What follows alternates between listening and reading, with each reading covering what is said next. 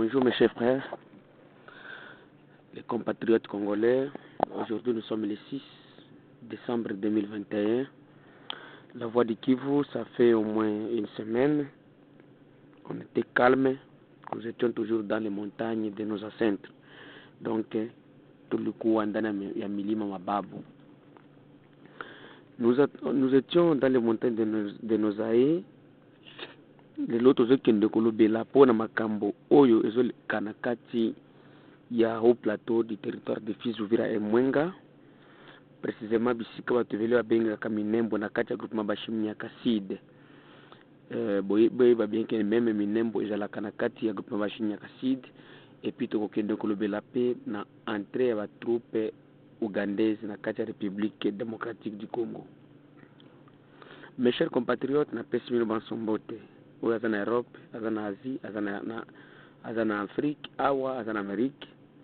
Bino banso mbote moyo wenu binshi jambo afutus. Congolais, Congolaises. Lobi mukolo ya le 5 na lelo mukolo ya le 6 décembre 2021 ezalaki na ngombutumbutu na kati ya haut plateau du territoire de Fizi, dans le village village oyo. Premièrement, avant tout le makambo oyo balingi na ebisa batuke les FDLR pour le moment les FDLR ba M23 baza déjà na makanika na kati ya haut plateau ya territoire de Fizi. Donc et puis monsieur oyo akendaki mpona kokende kozwa bango na kati ya Nord Kivu, heureusement akangamaki na kati ya prison ya Bukavu monsieur Bishop Amirado Amisi Anwema ya église du Sainte Famille au Congo oyo amibengaka bishop yende mutu akendaki kozwa ba M23 oyo bazalaki prévu ya boye na Sud Kivu. Après musala na yo asalaki na Goma ko diriger bango komba kwa na Sud Kivu, nde ba troupe réaliste force ya mboka en part de la police bazwaki déjà information bakangaki à l'heure actuelle aza na kati ya prison ya Munzenze na kati ya ville de Goma monsieur Amisi Anwema Amirado. Après l'entrée des FDLR à Kamanyola, des M23 plutôt, à Kamanyola, bakendaki basi dirijaki balamoko na haut plateau po bakende ko renforcer ndeko na bango makanika Michel Rukundo. Donc Gumino Turwaneho M23 lelo yango nde coalition oyo basali pona kobundisa ba Congolais.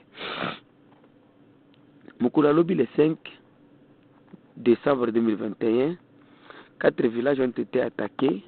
Barwande bayaki pona korezo ko assassiner, ko massacrer bato bana bana, mais chance ezalaki po les forces de défense ya mboka oyo bazalaki dirigé par le lieutenant général Ebouela Tetezi bazalaki toujours vigilant, balalaki te yango basali pa protéger mboka ya Kijomba, pa protéger pe mboka ya Natolonge, pa protéger pe Ilumba, pa protéger pe Namyanga et Nankoko.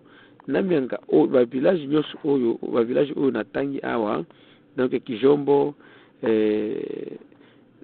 Natolonge, Ilumba, Namyanga, ba village nyos oyo eza na kati ya secteur ya Lulenge dans le groupement Bashimunyaka Sud. Bashimunyaka Sud nde ici quand même Minembo ezali. Donc ba village oyo en vrai dire que vous savez que ce n'est pas loin de Minembo centre là où Barwande bazolinga kowelela.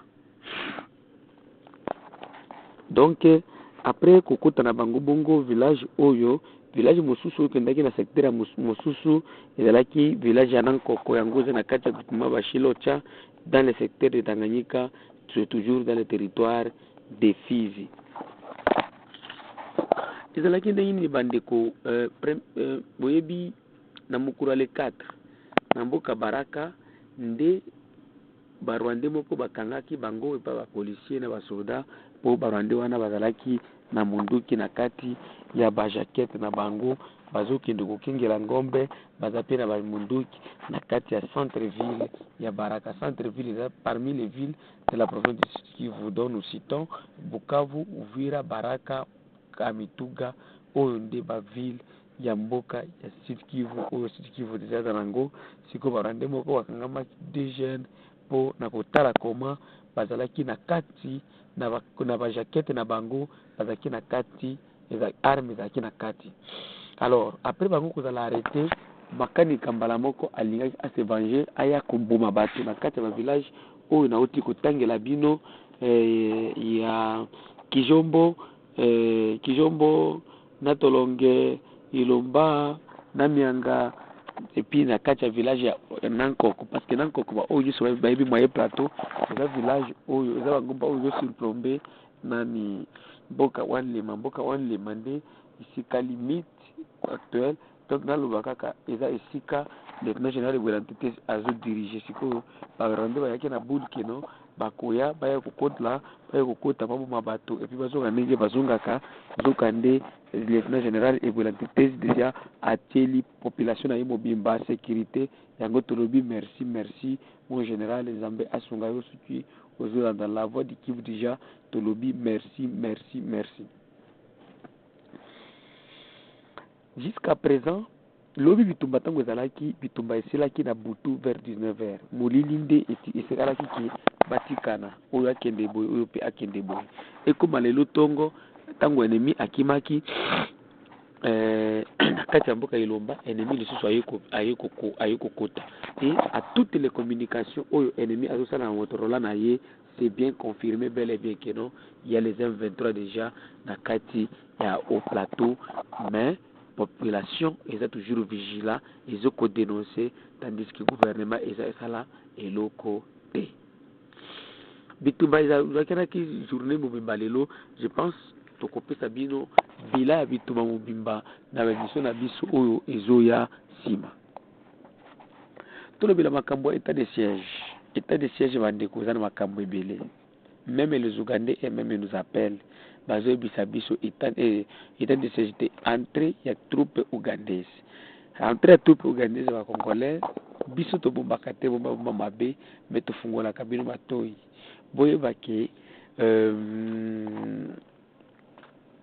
tango Patrick Mouyaya, qui est le porte-parole du gouvernement congolais, a ligaki la télévision a zokoniye que non ba troupes ougandaises za na Congo te.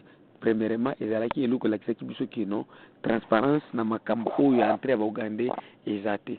Et eloko mosusu ezo confirmer biso te eza komona un fainéant à la tête du parlement congolais, monsieur Adam Bosso, soki Adam Bosso moto koki ko contrôler ta eloko te moto ayebi ata musala na yete ata 1%.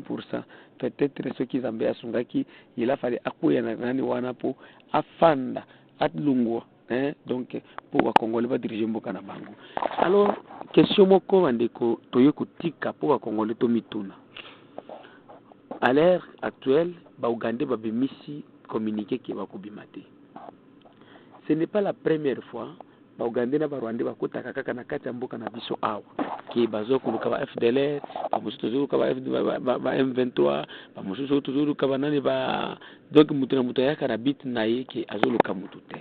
Mais banani nyos oyo bandeko ata eloko moko malunga to monaka ngote. Ce n'est pas la première fois à un enfant de l'est du pays amona ba Ougandais bakota ba Rwandais bakota eloko ezala ka bango yo sala awa baboya kana bakota kananu baboya kananu kusonga ba infiltrer armée na biso ba Ougandais nyos ozo mona zo kota lobby bakozala ba Congolais lobby même il n'y aura même pas 3 mois bakolata teni ya FARDC et puis mutakozonga zisuka beaucoup na zate. Donc les Congolais botiaka na kati ya mituki non les Ougandais oyo bazokota bazoki bakokende te. Alors nini ezangaki ki armée na biso ba augmenter kaka ngo sur le plan matériel et moral et puis tozana armée moko ya bien même na classement ya armée en Afrique. Comment expliquer Ouganda nde aya kokota Congolais balobaka ke chura napenda maji lakini hapana moto. Donc nani crapaud alingi mai mais ya moto tepo ce qui est commis à moto et kozikisa ye nde eloko ba Congolais il faut totelema il faut totala ndenge nini biso wito lingi pe mais ya niveau yote parce que tolingi te ke lobby pe okoma non o biso tokokende lisusu te o tokomi ba Congolais o tozwi ba grade ba fonction na kati ya armée congolaise oyo mutu nyonso congolais nyonso ayebi très bien ndenge bato oyo bakotaka na kati ya mboka na biso. Alors tango Patrick Muyaya alekaki na télévision azoboya keno oba troupe ya Uganda eza na kati ya Congo te, siko eloko tozo kokamwa Uganda sali communiquer ke ye ba troupe na kolongwa na Congo te ti asuka na ye na ADF ou soit après 2 mois asala évaluation mboka nini oyo za nani ingouvernable. Donc moto na moto azo kokota koya kosala eloko alingi. Est-ce que un militaire congolais oyo zonga na Uganda et puis ayo wakeno na kozanga jour na lingi na kozonga jour na lingi. Donc ça signifie que nous sommes des fainéants, nous sommes les plus faibles, nous sommes des idiots de ce monde. Hata moto moko koki kondima yango te. Soki otikali branché toujours na la voix de Kivu, toko kende ko pesa na ba mission na biso ou to pesa yo bila ya bitumba nyonso o eleki na kati ya territoire de Fizi na précisément dans le secteur de Lulenge et secteur de Tanganyika. Et ça qui a bien la voix de Kivu, la voix de sans voix, toujours qui n'a pas mis ça, toujours qui nous retient la bien voix, il y a des oyo. En Uganda, zola qui s'est qui non, avant la carte armée Uganda, la carte mapinga, a bien qui la voix de Kivu, la logique donc vous à la vigile parce que cop oyo côté ça va Uganda, et ça cop à moto côté, et ça cop à Félix, et ça cop à l'intime, et ça cop à Mindele pour la kotala combat ko dominer bino, combattre bino, na ko kabola mboka mais j'appelle toute la jeunesse d'être toujours vigilant et na kuye bakino, sans eux les pays ou bien l'Afrique sera encore redivisé. Donc va pas partager en gros kukata ngo biteni ya mike lisusu mais tout ça te pour libérer mboka na biso. Ceux qui ont contacté biso, na numéro de téléphone plus de 143 85 88 08 330, email na biso de la voix de Kivu 45@gmail.com. Merci.